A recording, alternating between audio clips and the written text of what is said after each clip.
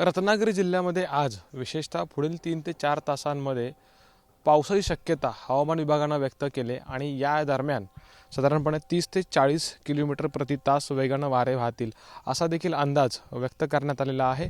आणि स्वाभाविकपणे याचा फटका कोकणातल्या आंबा असेल किंवा काजू असेल या पिकांना बसू शकतो। यंदा जर आपण परिस्थिती बघितली तर हापूस चं उत्पादन जे आहे ते 80% घटलेलं आहे, म्हणजे साधारणपणे 20%च हापूस यंदा आहे। आणि वातावरणाशी दोन हात करत सध्या शिल्लक असलेला आंबा आपल्या बागांमध्ये शेतकरी जगवण्याचा प्रयत्न करतोय।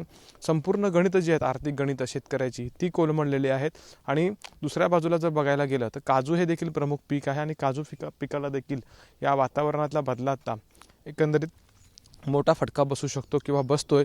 मागच्या 4 ते 5 दिवसांपासून जर परिस्थिती बघितली तर रत्नागिरी आणि सिंधुदुर्ग जिल्ह्यामध्ये पावसानं हजेरी लावली आणि स्वाभाविकपणे याचं नुकसान हे शेतकऱ्याला होणार आहे। आणि त्यात अद्याप देखील पावसाचा इशारा कायम आहे। अर्थात हाताशी आलेलं पीक जगवायचं कसं आणि या निसर्गाशी दोन हात करत पुढे जायचं कसं हा प्रश्न शेतकऱ्यांना सतावतोय। तशी जर परिस्थिती बघायला गेलं एकंदरीत तर आधीच उल्हास त्यात फाल्गुन मास अशीच परिस्थिती यंदा कोकणातल्या आंबा किंवा काजू उत्पादक शेतकऱ्यांवरती ओढवलेली आहे। कॅमेरामन महबूब शेखसह अमोल मोरे, एबीपी माझा, रत्नागिरी। एबीपी माझा, उघडा डोळे बघा नीट।